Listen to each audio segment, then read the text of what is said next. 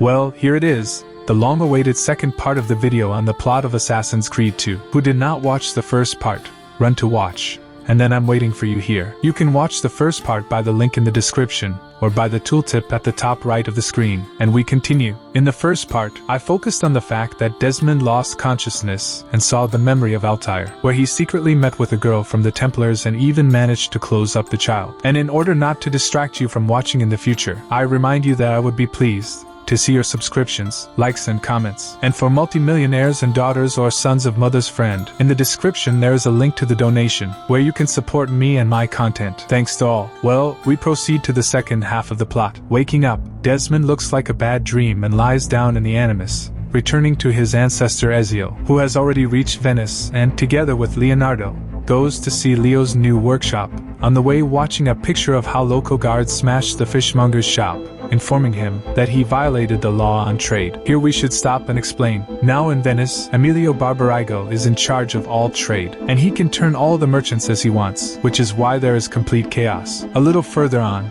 a wooden figurine of a man catches the eye of Leonardo and he asks Ezio to buy it. But at the same moment an unfamiliar girl, running past, steals a purse of money from Ezio. Surprisingly, this time Ezio does not give chase, but this will play a little later. The next stop on the tour is Palazzo della Seta, home of Emilio Barbarigo. The guide says that the entrance to the palace is closed because now Emilio is trying to unite the merchants into one guild, but many of them resist this. And finally, the last stop is Leonardo's workshop, but Ezio cannot stay to see what the nobleman has provided Leo and goes to get an audience with Emilio. Back at the palace, Ezio tries to make a plan to get to the top of the building, but it's too complicated. Suddenly, a group of thieves runs into the territory, taking the guards away, and the same girl who stole a purse from Ezio a little earlier easily jumps onto a ledge that is insurmountable for Ezio, but receives an arrow in the leg and, seeing Ezio, asks him for help. First, Ezio needs to protect her, in the process of retreating to the water. However, halfway through, the girl collapses to the ground from her wound, and Ezio needs to carry her in his arms. This is where the couple meet. The girl's name is Rose, but she already knew the name of Ezio. Where? She won't say that. There will be no more important information about her. After carrying Rosa to the boat with the thieves, Ezio must clear the way for them from the guards while they swim to their lair. Having reached the right place, Ezio again takes the now almost unconscious Rose in his arms and brings her to the table, where the thieves have already prepared a place for a mini-operation. Ezio helps the thieves pull the arrow out of Rose's leg, after which he meets the head of the Venetian thieves, Antonio. He says that he knows everything about Ezio and his work. Going to his office a little later, Ezio tastes coffee for the first time in his life and offers to add sugar or milk to it, but Antonio insists that you just need to get used to this taste. But they don't have time to argue. After all, the failure in the palace cost the thieves dearly. Ezio is already eager to deal with Emilio, but without the help of Antonio and his thieves, Ezio's plan is clearly doomed to failure, so Antonio offers the small to help his people in the city in order to quickly prepare everything for a new attempt. Ezio, encouraged by Rosa's climbing, first goes to her place to learn how to jump long. But Rosa is injured and has not yet returned to normal, so Franco will show everything instead of her. After reviewing the lesson and repeating this jump, Ezio will learn how to climb ledges that were previously inaccessible to him, which will greatly simplify the inconspicuous entry into Emilio's palace in the future. Now it's time to help the thieves. Ezio's first task is to free the 3 groups of thieves that are being kept locked up by Emilio's guards. After getting rid of the guards and opening the cage, Ezio leads the thieves to safety and repeats this 3 times. After freeing the detainees, Antonio's aide directs Ezio to the harbor, where he reveals that Antonio's plan relies on deception. The thieves will play the role of archers while the main group sneaks into the palace unnoticed. But for this you need to first find armor. But here there is a little luck not far from here. A batch of such armor has already been loaded into chests, and is being prepared for shipment. Ezio just needs to go to the right place and steal the uniform. But having obtained a uniform for training archers, Ezio still needs to steal a boat of guards in order to quietly deliver disguised thieves to the palace. After some time, Ezio comes to Antonio, who is clearly not happy that Emilio, with the help of money, turned some of his people against him. In the meantime, these people are nearby. The plan to capture the palace is impossible, since the bought thieves will immediately tell Emilio everything. Seeing a not very promising situation to stay in Venice for another couple of years, Ezio decides to take matters into his own hands and get rid of the traitors. In total, Ezio currently has 3 targets. He finds the first traitor on the ship, surrounded by guards. The second stands on the roof of one of the buildings, but there are difficulties with the third one. It is currently on the market surrounded by guards. But for Ezio, this is not a hindrance. Having got rid of the informers, Antonio thanks Ezio and informs him that now is the perfect time to arrange a visit to Emilio Barbarigo in his palace. Since the thieves will disguise themselves as archers and take their positions, you need to quietly clear places for them. Ezio gets rid of the archers and, having finally approved the plan, goes under the cover of night to meet Emilio. First, with the help of thieves, he frees his passage from the guards, after which he climbs onto the roof of the palace and watches how Emilio, along with Carlo Grimaldi, are walking, complaining about Antonio. But Carlo advises Emilio not to pay attention to the thieves, because an assassin arrived in the city a few weeks ago, who easily takes the lives of all the Templars in his path. Also from their conversation, Ezio learns that the Templars have an appointment in Santo Stefano in 3 days. However, Emilio Barbarigo will not be able to visit it because Ezio is already here, in the palace, and he will eliminate Emilio. After that, disguised thieves come to the aid of Ezio, cracking down on the guards. Now Antonio and the thieves will settle in this palace. But before that, Antonio orders to tear down the banners of Emilio and return everything stolen to the people, not forgetting Ezio, asking what he wants in gratitude for his work, to which Ezio takes some money and asks for information about Carlo Grimaldi. Carlo is a member of the Council of 10, one of those close to the Doge, the ruler of Venice. He works for the Templars, and Ezio learns more by overhearing the conversation of the Templars a little later. After 3 days, as Carlo said, the Templars have a meeting. On the spot, Ezio sees Carlo and Silvio Barbarigo. I'll tell you about Silvio when the time comes, but for now, Ezio is walking behind the Templars, who are discussing everything about their affairs. As it turns out, their plans are not quite on schedule. Carlo had to get close to the Doge in order to control him, but the Doge does not want to listen to the advisor at all. When the group reaches the main square of the city, they are joined by Marco Barbarigo, a Templar who wants to become Doge of Venice, and his bodyguard Dante Moro, a former captain of the city guard. The Templars are perplexed as to how Ezio was able to get rid of Emilio in his own palace, and on this basis they decide that the time for intrigue is over and this week the time will come to act. Fantasizing about their future reign, the group continues on their way to meet Magister Rodrigo Borgia. Having reached the right place, they meet with him. Rodrigo is dissatisfied with the liberties of his subordinates, and gives instructions on the plan himself, because the Pizzi family let down the Templars in Florence, and paid with their lives for their short-sightedness. Rodrigo's plan is quite simple. The Doge must die tonight, peacefully and quietly. Marco Barbarigo will take his place. Carlo, since he is close,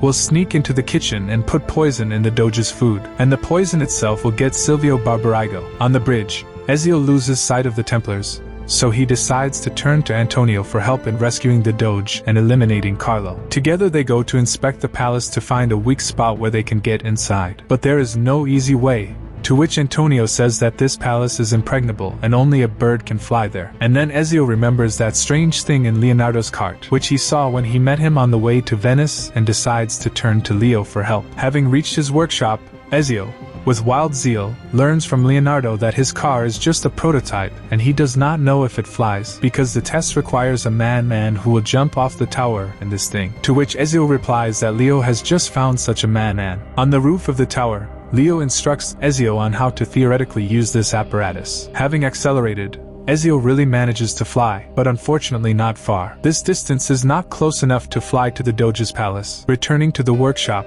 Ezio listens to Leonardo's admiration, but he himself is very dissatisfied because he spends little time on some trifles, and with a high chance he will accidentally go to another world. Leonardo tries to quickly come up with something to make the car fly further, but all to no avail. Suddenly he sees that the piece of paper he has thrown out is levitating over the fire, and he has a brilliant idea to set fires around the city, flying over which Ezio will soar up. The plan becomes even more dangerous, but Ezio has no more options. So Antonio's men will light many fires in the city after dark, but first Ezio needs to clear several important campfire sites from the guards. Having done this, Ezio climbs into a flying car and along the already planned route, thanks to the fires and the lack of fear of self-preservation, flies to the Doge's palace, scaring everyone along the way, both the townspeople and the guards. Jumping off the car, Ezio sends her on her last journey, and she takes the guard with her, falling into the water. In the palace, Doge and Carlo play chess. Hearing moralizing about his safety, the Doge is frightened by all these sounds from outside, caused by Ezio's flight and subsequent landing of the car. However, Carlo calms him down, looking like childish pranks. Ezio climbs in through the window, trying to warn the Doge not to drink anything, but Carlo says that it's too late and the Doge is dead. Without having time to say anything, the Doge begins to choke on his own blood, and Carlo runs out into the courtyard, calling the guards, indicating that the assassin eliminated the Doge. But he was not destined to run far, because Ezio, who jumped out of the balcony, quickly overtakes Carlo with his blade. At this moment, the Doge leaves the room, saying his last speech, which positively does not work for Ezio's reputation, and he has to leave the palace in a hurry, because now the whole city considers Ezio guilty of changing the Doge. After waiting a little, the Undersavior comes to Leonardo for a mask, because now there is a carnival in Venice, which means that everyone has masks on their faces. This will help him not to attract too much attention. Also, Ezio enters another page of the Codex, thanks to which Leonardo makes another improvement. This is a minigun built into the bracer. After trying out a new toy, Ezio learns from Leonardo that Antonio can get information about the new terrible Doge Marco Barbarigo, and Leonardo often sees the latter with his sister Theodora. Having reached the right place, Ezio enters the comfort house, where the main sister Theodora is, sister manager of the Venetian courtesans. She is quite an interesting woman. Yes, Theodora really was a nun, but she was tired of everything and she decided to open a church in Venice for a new sect of Catholics, because in order to save his soul, every man must learn to love. This is what she and her girls teach parishioners. Ezio was already ready to get acquainted with the girls, but suddenly, under the cry of a girl, a thief with a knife runs out of the institution. He stabbed one of the ladies and stole her money. Sister Theodora, without losing a moment, asks Ezio to catch up with the thief. He quickly overtakes him, but he has already managed to take one of the courtesans hostage. This is where Ezio has the opportunity to try out the gun in practice, because the thief demands not to approach, threatening the girl. Having successfully repaid the thief, Ezio returns to God's house and tries to find out from Antonio where he can find the new Doge Marco. To which Antonio replies that Marco never leaves his palace, and it is impossible to get to him. But then Sister Theodora joins the conversation, saying that even though the new Doge does not come out,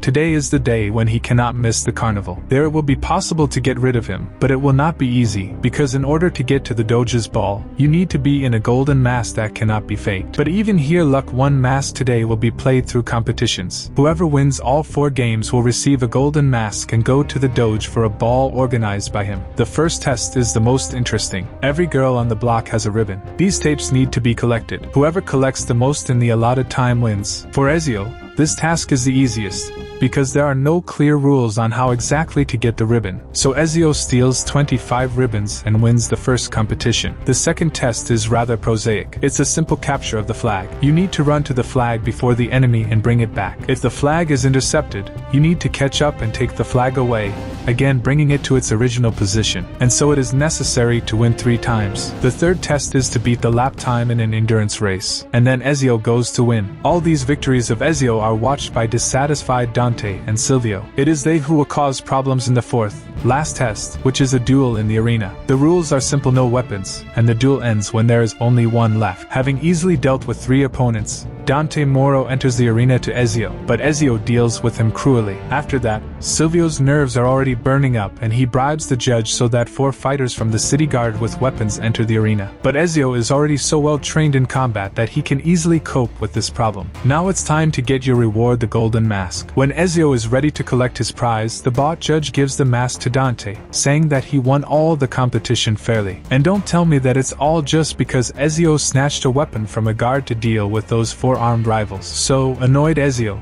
having received information that Dante is heading to the Doge for a holiday, is rashly ready to go and get rid of him along the way, taking the mask. But Antonio stops Ezio, saying that if the body is found, the Doge will stop the holiday and return to the castle. However, even here there is a solution: you just need to steal the mask on the way, while the courtesans will distract Dante. Since Dante walks around without a guard, it is easier for Ezio to steal the mask than expected. After that, he quickly heads to the Doge in order to be in time before Dante. And everything seems to be going well. Ezio is passed without further ado, but everything is not so simple. Dante comes to the holiday, ordering the guards to inspect all those gathered in order to find the thief. But the warriors do not have time to reach Ezio, and the Doge's speech begins, after which he will catch the bullet. However, Ezio did not manage to guess the moment of the explosion of the salute and the shot, so he has to leave the holiday a little earlier than its completion. Having freed Venice from far from the best doge, Ezio returns to the institution where he can finally have a normal rest, and local girls will help him in this. It's like a mini thank you from Sister Theodora. After some time,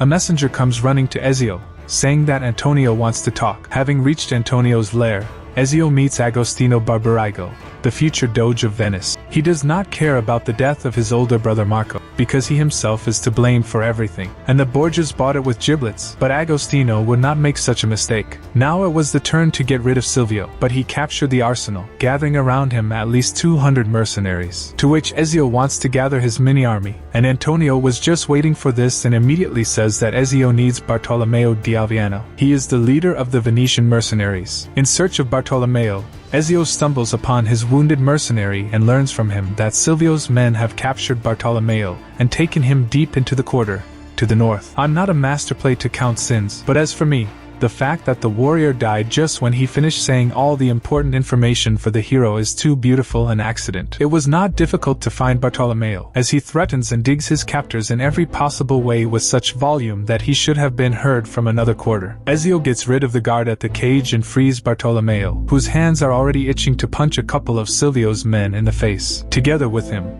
Ezio makes his way to Bartolomeo's warehouse, where the latter is nervously looking for a certain Bianca, calling her his beloved. It's about his sword. Having found his treasure, Bartolomeo finally turns his attention to Ezio, asking him what he needs. Ezio reveals that he has business with Silvio, to which Bartolomeo replies that Ezio will honor him by doing so. Now they need to split up. Bartolomeo will go to prepare the warriors, while Ezio will release the captives who were captured by Silvio's people. Ezio walks around the quarter, deals with the guards and frees the captives, after which he returns to Bartolomeo and comes up with a plan with him. Ezio takes mercenaries and places them throughout the quarter.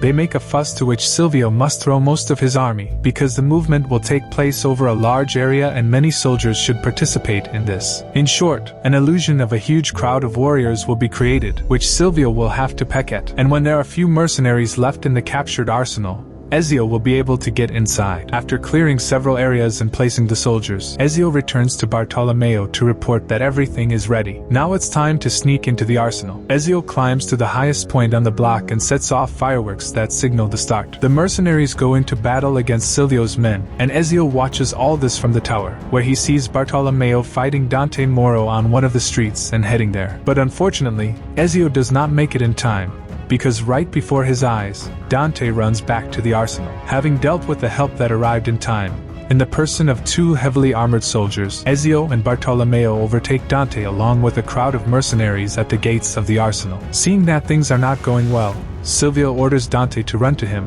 as they are already ready to sail. Bartolomeo remains to distract the guards, while Ezio gives chase. Before he could run far, Silvio gets a knife in the back, and Dante manages to run to the ship, but Ezio overtakes him with his blade. In his dying state, Silvio says that all this mess in the arsenal is just a trick and they should have sailed. Where? Silvio does not speak, but Dante clears his honor and says that this ship is going to Cyprus, but unfortunately he does not have time to say why they are going there. Well, having freed the arsenal, Bartolomeo makes a speech that finally the quarter is under their control again and maybe even now peace will reign in Venice, offers to celebrate. But Ezio cannot stay, because his plans have changed dramatically, because you need to find out why Silvio it took so much effort to look away just to leave Venice. After some time, Ezio sits thoughtfully on a bench and Rosa approaches him, trying to find out why he is so serious, to which Ezio says that it is his birthday, and he has been hunting down conspirators guilty of the death sentence of his father and brothers for 10 years, but still cannot find out why all this was started. However, this meeting with Rosa is not accidental. She brought Ezio a declaration of the cargo of the very ship that went to Cyprus, also informing that he was returning tomorrow. Here Ezio unexpectedly calls out to Leonardo, who, judging from Ezio's words, was leaving the city, but then unexpectedly returned, distracting him. Leonardo himself looks rather tense, and asks Ezio to walk with him immediately. During the walk,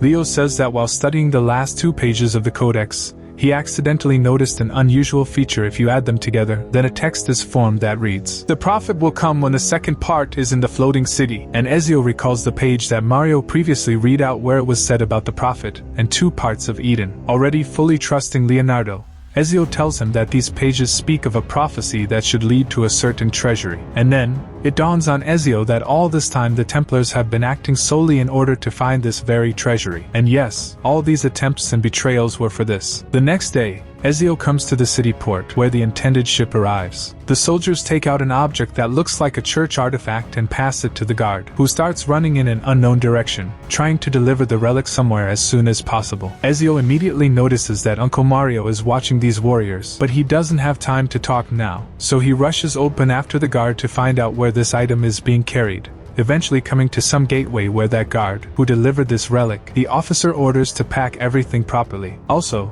Ezio learns that Rodrigo is also in the city, and these guards will now deliver this package to him personally. Ezio disposes of the warrior and changes into his uniform, thus infiltrating the group. Further, without attracting attention, Ezio follows the officer and meets almost face to face with Rodrigo, who asks the warrior how everything went, but he does not have time to finish, receiving a blade in the ribs. Rodrigo immediately understands what's what and who is in front of him. A verbal skirmish ensues, where Ezio reproaches Rodrigo for all those deaths. And for what? For the sake of no profit. But Rodrigo is much more narcissistic and says that the profit is he and demands to give him an apple, pulling out a sword. A duel ensues between Ezio and Rodrigo. In the meantime, I'll tell you what this apple is. A little earlier, I told you that earlier, before humans, an ancient, powerful race called the ISU lived on the planet. Creatures from this race created people living today, in their own image and likeness, as an unpretentious and obedient workforce, which they controlled with the help of the so-called apples of Eden. Yes, there are many apples. In the Assassin's Creed series of games, apples are common. As you already understood, they are artifacts of that very ancient ISU civilization and serve to subjugate the mind and body of people. As we know from the history of Desmond, both in the time of Ezio and in the present, the Templars are also looking for as many of these artifacts as possible in order to establish their world order. And now, having learned a little context, we return to the duel. I will only note that in the box that Ezio was carrying, there was an apple, if someone did not understand yet. While I've been telling you all about ISA here, Ezio almost succeeds in defeating Rodrigo, but he calls the guards to his aid. Trying to deal with the help, Ezio comes to the aid of characters already familiar to us: Uncle Mario, La Volpe, Antonio and Bartolomeo. Ezio wonders what they can do here, and all together. Okay, Antonio and Bartolomeo, but the fox and Uncle Mario. Ezio almost manages to defeat Rodrigo, but he hints that one of the next parts will be about Sparta and escapes.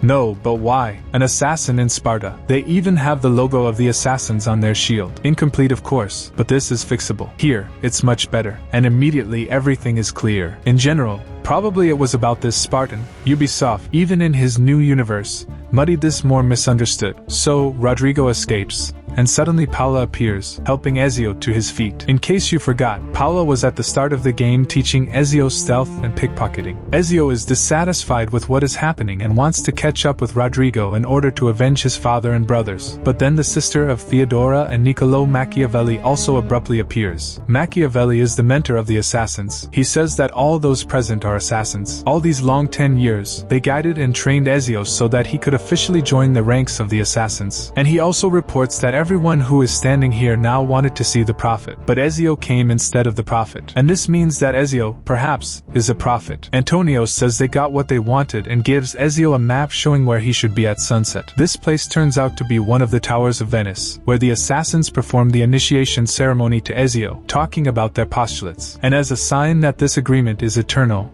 Ezio is burned on the ring finger of his left hand. And now I remind you that when Ezio came to Leonardo for help in repairing the hidden blade, Leo joked with Ezio, saying that he would have to cut off the ring finger of his left hand in order to swear allegiance to his weapon and cause. As you might have guessed, now the assassins just cauterize that finger instead of cutting it off. Let's go back to Ezio. The dedication is almost complete. Only the final chord remains, a leap of faith. After such a dizzying flight, Desmond's adrenaline is over the top, and Rebecca takes him out of the Animus, after which Lucy asks if everything is fine, to which Desmond, rubbing the ring finger of his left hand, slightly aggressively says that he should return there, and it is returned back to the memory of the ancestor. While loading, it finally dawns on Sean that Rodrigo Borgia, at the end of the 15th century, was elected Pope, which only means that Ezio's worst enemy has become the most powerful man in all of Italy. But until this moment, there are still 4 years, and if we take into account what will happen to Ezio further, then in general he will meet with Rodrigo in just 9 years. Returning to Ezio, we see how he, along with Machiavelli and his uncle, came to Leonardo, because Leo is the best versed in technology. But he, twisting the apple, replies that he has no idea what it is. However, as soon as Ezio touches the apple, it lights up, showing strange symbols and hurting his ears, similar to listening to Russian rap. Leo says that the apple will drive him crazy, and he needs to be hidden. Other proposals comes only to take the apple to Forli, because this is a fortress ruled by a friend of the assassins, Katerina Sforza. Ezio, after the news about the trip to Katyusha, already in high spirits, says goodbye to Leo and heads to Forli. On the way to the city, Ezio meets with Machiavelli and Katerina, where the latter is surprised that Ezio is an assassin and secretly shows interest in him. Now, with the whole crowd of assassins strolling towards the fortress, during which Ezio learns that Katerina ordered her husband, since he secretly worked for the Templars, mapping out the location of the Codex pages for them. Unfortunately, the group was not destined to reach the fortress without problems. As they approach, they see crowds of people running. Having stopped one girl, Katerina learns that as soon as she went out of the gate, the Orsi brothers attacked the city. Orsi, those dudes that Katerina hired in order to get rid of her husband. They are mercenaries who liquidate people for a fee. And now they were paid by Rodrigo to besiege the castle of Forli, get rid of Katerina, and bring him a map of the location of the pages of the Codex. Ezio wonders how they found out where the assassins will bring the apple, but Machiavelli reassures him, saying that the Orsi did not come for the apple, but for the map. Now the group needs to make their way to the entrance to the city, where, as it turns out, the gates are closed, and Orsi is already inside. Katerina directs Ezio to the western wall, where he swims under the gate and enters the city. While Katerina distracts the guards on the wall, Ezio makes his way upstairs and gets rid of the guards, after which he opens the gate and Ezio, together with Machiavelli and Katerina, goes to the castle gates, getting rid of a huge number of invaders. Already outside the gate, the group exhales. Katerina's children are alive and they are safe, but as it turns out, not all of them. Bianca and Ottaviano were playing in the street when the capture of the city began, and where they are now is unknown. The assassins do not have time to come up with a plan for further actions, since the fortress began to be stormed again, and Ezio needs to get rid of the newly arrived invaders. After that, the Orsi brothers themselves approach the castle gates, who say that they have Katerina's children, and they are ready to let them go only in exchange for a card and an apple. In response to such an interesting proposal, Katerina says that she has something new to do. After such an unexpected turn, the frustrated brothers say that Katerina has 1 hour to change her mind and come to the village outside the city for her children. Katerina, though pretending that she doesn't care about her children, asks Ezio to save them, although Ezio himself volunteers to do this,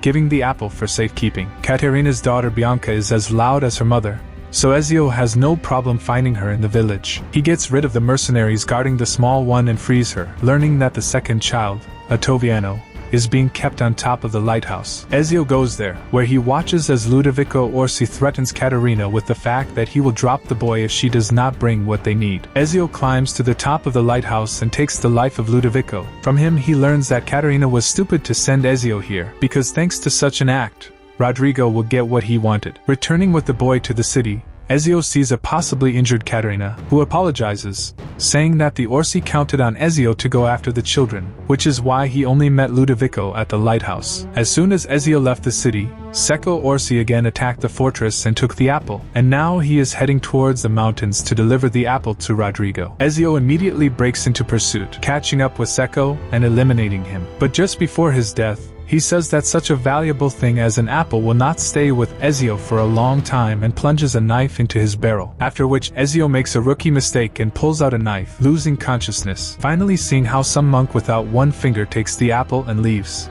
After some time, Ezio wakes up and realizes that he has been unconscious for quite some time. Having recovered a little from his wound, Ezio learns from Katerina that one of her guards found him and brought him here, thanks to which Ezio survived. Katerina gives Ezio a map drawn up by her ex-husband and tells that there is an abbey nearby, where they may know the monk who took the apple. Since this is the only clue, Ezio heads to the abbey, where he sees how 2 guards dig at the monk and decides to help him, after which he learns that this monk saw the 9-fingered one who took the apple at the feast in honor of Saint Vincenzo. Returning to Forli, Ezio meets a group of monks and addresses them, but one of them recognizes him, remembering that Ezio killed the monk Stephen, who was one of the conspirators against the Medici, and ran away, thinking that Ezio came for them. Having caught up with the provocateur, Ezio explains to him that he only gets rid of those who sow death, and nothing threatens the life of this monk. Ezio asks him for information about a monk without a finger, to which the monk mentions Savonarola, whom they drove away because they did not get along with him. The monk is frightened by the information that Savonarola's seclusion has come to an end and says that most likely he went to Florence. Having learned important information,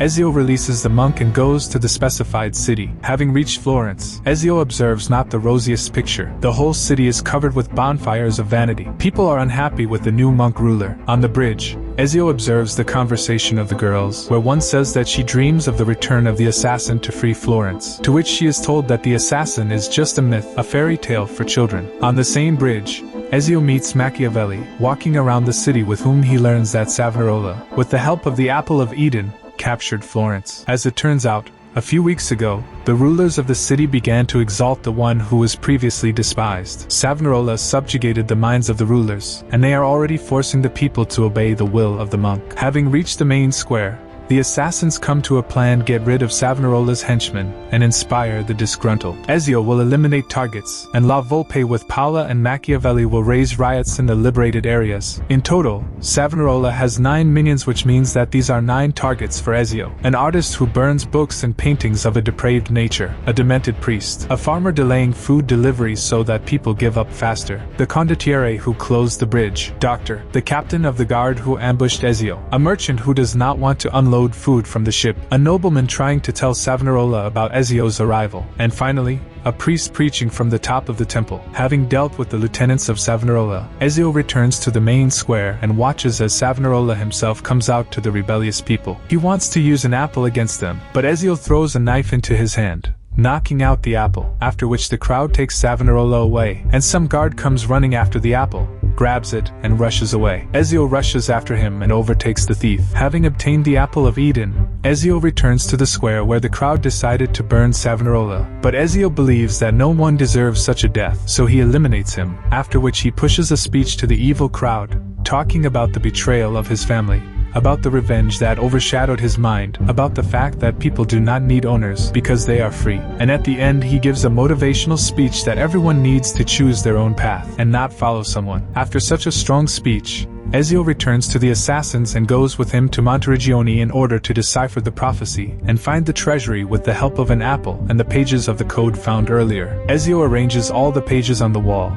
and using eagle vision, folds them into a map showing the whole earth, which Ezio and everyone else is very surprised to see continents that are not on any of their maps. From this map, Ezio learns that the treasury is in Rome, and right now it dawns on him why Rodrigo Borgia became the Pope. After all, the staff of the Pope is the second particle of Eden, necessary to open the treasury, and the first part is an apple. Now that the assassins have all this information, they plan how they can get to Rodrigo and the treasury. Ezio will go directly to the Vatican, and everyone else will raise confusion in the city so that most of the guards move away from the Vatican, so Ezio will have much less problems. Having reached the Vatican, Ezio makes his way along the city walls in the direction of the main temple, getting rid of the Borgia guards along the way. After that, he quietly sneaks into the temple, where Rodrigo is holding a service, but Ezio interferes with him, falling from above, thereby knocking him out. While Ezio doubted whether to get rid of Rodrigo after so many years, the latter comes to his senses and grabs the staff, thereby throwing Ezio back, turning to him, ordering him to give back the apple that he brought with him. Ezio takes the apple and uses it to create copies of himself that attack Rodrigo. Upon receiving a critical hit, Rodrigo uses his ult again to knock Ezio back, takes the apple by inserting it into his staff, and causes Ezio to hang in the air by stabbing the knife into it, after which he leaves. Gathering his last strength, Ezio rises, finds the buttons responsible for opening the secret passage where Rodrigo went a little earlier, and descends to where he observes a very strange place created by the ancient ISU civilization. There he sees Rodrigo, who unsuccessfully tries to open the treasury, but he fails. Ezio, who at this moment descends to Rodrigo in the arena, offers to finish everything here, without weapons and artifacts. Ezio emerges victorious from this fistfight, but for some reason does not want to finish what he started 23 years ago, and simply releases Rodrigo. Ezio, saying that his death will not resurrect Ezio's family. Oh, if only Ezio knew what a big mistake this was. But we will learn about this already from Assassin's Creed Brotherhood. Now, Ezio can only try to open the treasury on his own, and he succeeds. Only by touching the staff, one of the walls falls down and Ezio enters the resulting passage, which leads to a room where Ezio meets with the projection of Minerva, a girl from the extinct ancient ISU race. She tells Ezio a little about her race. However, Minerva abruptly switches to Desmond and begins to turn to him, saying that they created people, but people betrayed them and took up arms against them. In the heat of years of battle, the ISU were unable to detect the approaching danger from the heavens, due to which the world was covered in fire. However, there were survivors both from the side of ISU and from the side of people, but these entities were too few. Minerva tells Desmond that he must find more ISU temples to prevent the coming disaster. After that, the projection of Minerva disappeared, leaving Ezio with a bunch of questions. Credits, during which the players will have to see how, in modern times, Vidic and his people attack the base of the assassins, and the assassins are hastily going to leave the base. In this fragment, Desmond will receive the same blade as Ezio and deal with the Abstergo mercenaries. Vidic leaves, saying that this is not the end. Well, such was the plot of the game Assassin's Creed 2, and all I can say is that he is amazing. Of course, I have comments on him, but today is not about that. Surely, I and thousands of other players will return to this wonderful game more than once years and years later. This game is a masterpiece. I tried as honestly, correctly and easily as possible to present this whole complicated story with more than 60 characters. I hope I did everything right and you, my dear viewers, understood everything. Give me your reaction in the comments. It is very interesting to know if such a mini documentary on the plots of games comes to you. Also write what game you would like to see next. All good mood and peaceful sky above your head. Soon I will return to you with a new game and a new plot. Good luck. It is a good life we lead, brother. Best. May it never change. And may it never change us.